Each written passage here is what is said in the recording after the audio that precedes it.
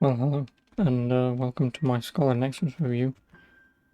I'm going to be very short with this because I can't really show off much in the ways of gameplay because, basically, long story short, I played the game first as Yuito, and then I did New Game Plus as Kasane, because you can play as both characters, with two different, we'll get to that in a minute, storylines. The reason I won't be going past this screen is because, well, because I've beaten both characters. There's a few sections and scenes that if I go to, will heavily spoil the game. So if anyone doesn't want any spoilers and you're somehow on the fence, I don't really want to play it in the event I accidentally show something off. So I'm going to be very quick with this. It won't be too long, just so you're not bored staring at a main menu screen. But yeah, as I just said, you can play as two characters, Yuito on the left and Kasane on the right. They have two different intersecting stories, so there's one overarching story that is told throughout the game and by the time you get to the end of the game. But each character the game starts and then they sort of divert off, and then they come back, divert off, come back, divert off, and I think they come back for the fourth time. So things sort of whatever. So obviously he's off doing whatever he's doing, she's then off doing whatever the hell she's doing, and then information is shared between the two, and then they go off to do some more stuff. So you might understand, like with Resident Evil 2, you might want to play this game with both characters. Personally, well, not personally, I genuinely think there is no reason to play as both characters ever. I have done so only to get the Platinum Trophy, which took me 55 hours. So my first playthrough with Yuito took me, I think, along the region of like 35 hours. And then New Game Plus Kasane on easy, because difficulty doesn't dictate XP gain. So I just put her on easy at level 61. And yeah, I just blitzed through her campaign in about 15 hours with about 5 hours of grinding for the trophies. So I have completely done everything in this game twice. But story-wise, there is no need to pick up one other character's story, because as I mentioned, although Yuito has his cutscenes and scenarios that Kasane will never see and vice versa, the main key points in the game for its overarching story is given out from both sides of each character well enough that you'll pick up the pieces, and by the time you get to the end of the game you will get a complete rounded experience. Again, barring the personal issues each character goes through, which is more unique to each character.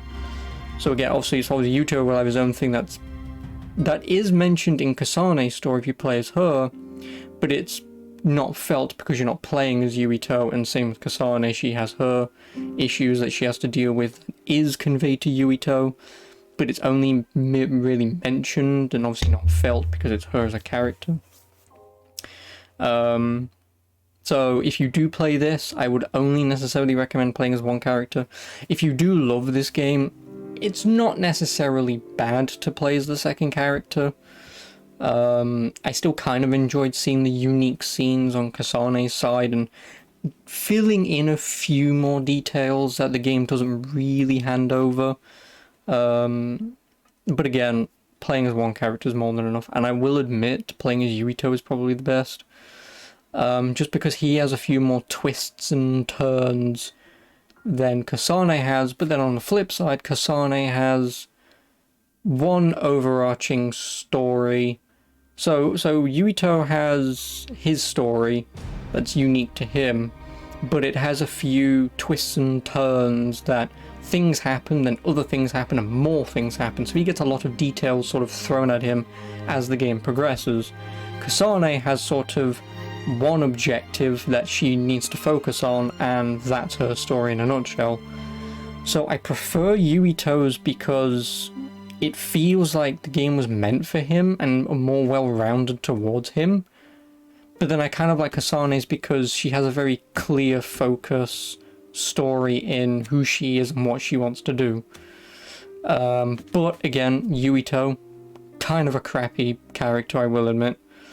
He's your cliche anime character, main guy. Basically has a harem with his entire team, and he's sort of, I like you too.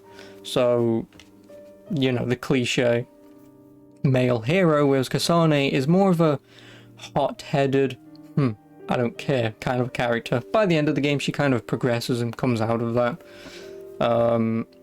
But she's kind of better because of that, because she isn't a blithering idiot. Some scenarios she is, but that's because, again, without delving into her story and character, makes sense why she's a bit of a hothead earlier than she is later. But yeah, so if I could just remove Yuito as a character personally, put Kasane in the main role, and just have the entire game revolve around one character, I personally think Scarlet Nexus would have been so much better. But revolving around two characters, it's not necessarily bad. I just wish they'd have done more for a reason to play as both characters. Because again, like in Resident Evil 2, you play as Leon, you get his side of the story, you play as Claire and you get her side of the story, and you fill in the blanks yourself, and that's how you get the full story of Resident Evil 2.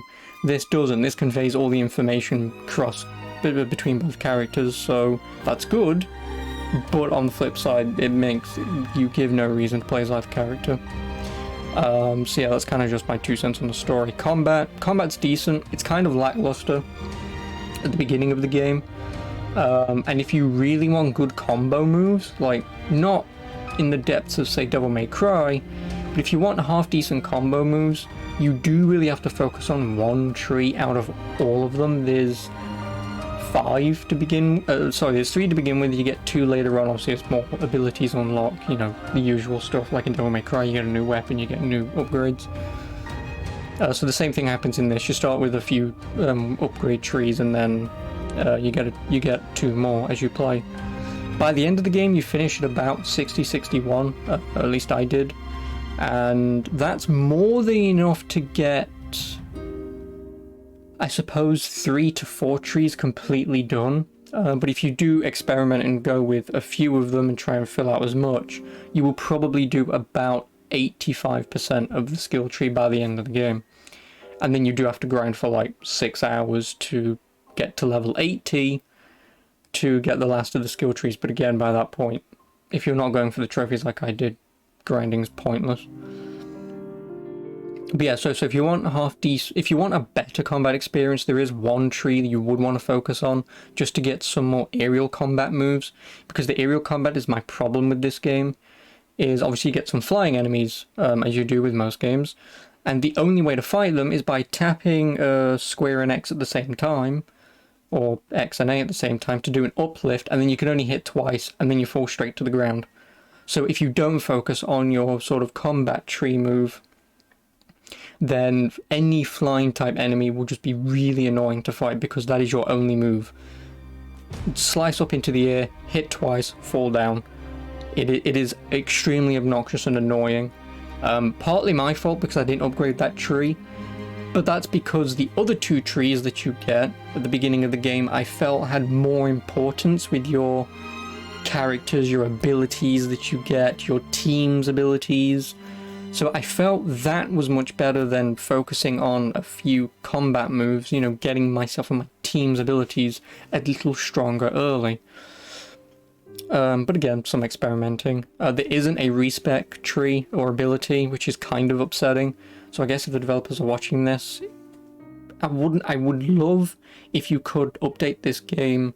So in this game you can also craft items, whether that be healing items, weapons, these armor plug-in abilities that enhance strength, enhance health, enhance your team, enhance electric resistance and that kind of stuff. So you can craft them, so with the enemies you defeat, they drop items, you use them to craft.